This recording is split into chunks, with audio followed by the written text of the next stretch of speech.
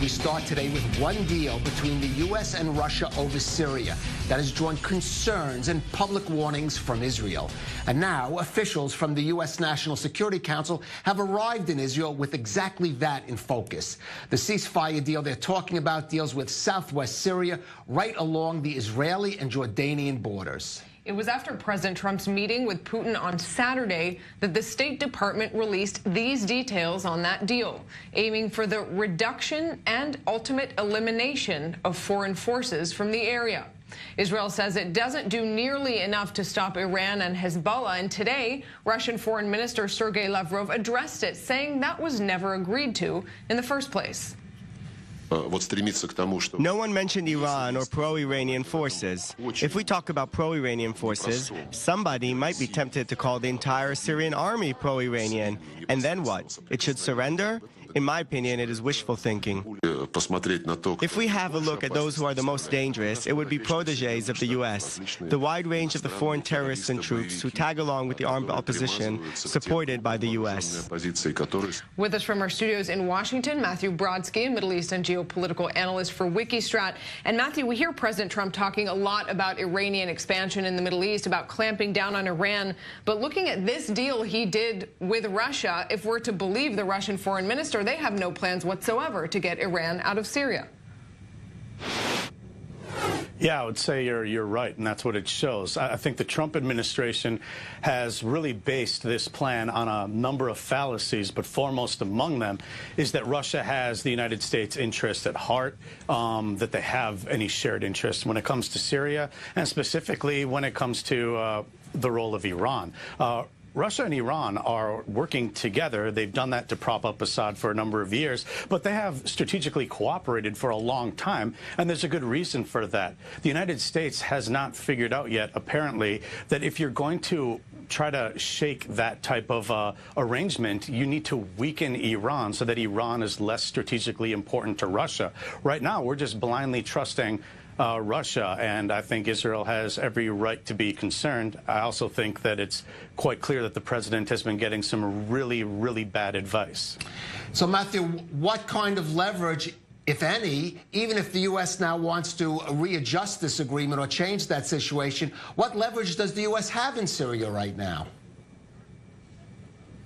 Yeah, I'm completely confounded, actually. I mean, look, the fact is everyone in the region has understood, and the Obama administration before never understood this, that if you want to have a better position in the negotiating process at the end, you need to change where you are on the ground, change that reality.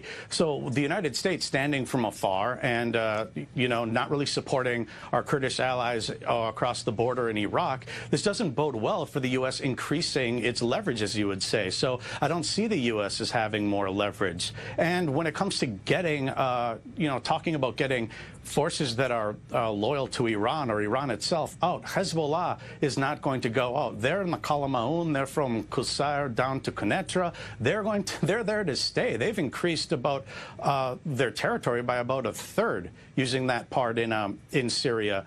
And even if they did pull out, it would be some form of a fake pullout where they're going to be using the Shias that they turn in those villages. They've done this in other places, and so they'll say that they're not there, but in reality it's still their force. This is how they work through proxies. This is how Iran always does it, and most annoyingly, we should know better.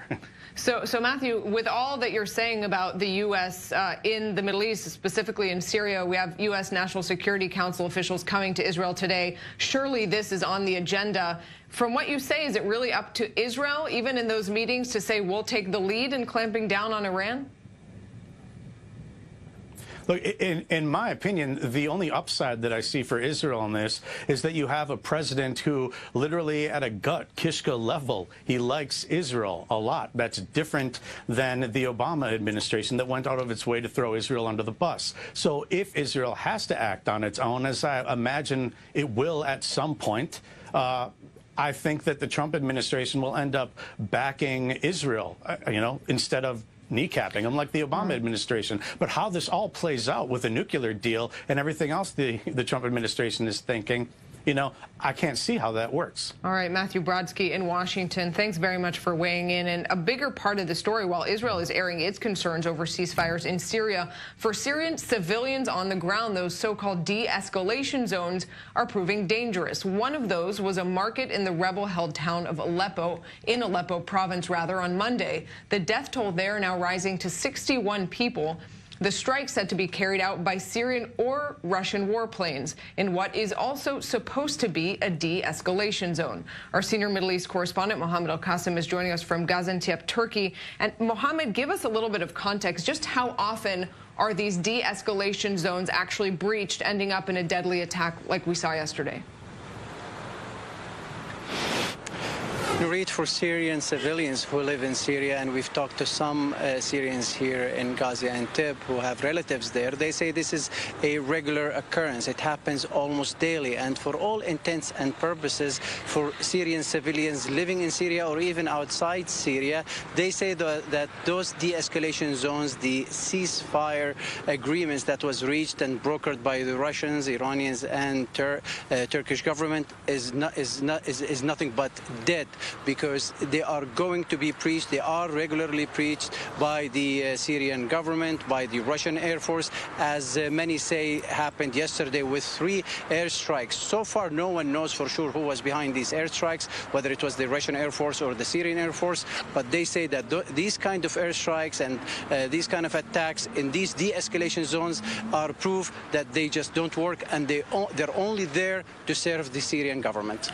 Mohammed, you're there near the Turkish-Syrian border. We know that all refugees have streamed over that border. They're in Turkey and Jordan. Do attacks like these basically send a message to those refugees there? Don't think it's really safe to come back home now?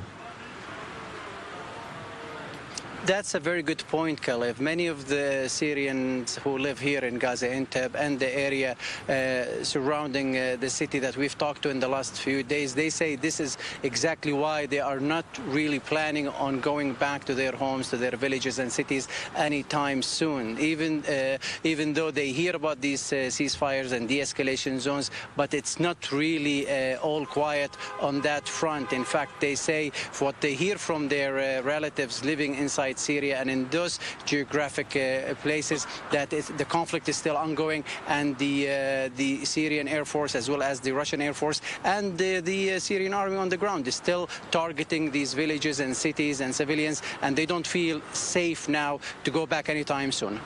All right, Mohammed Al-Qasim in Gaziantep, Turkey, thanks very much, and stay with us. A lot more coming up on The Rundown when we're back.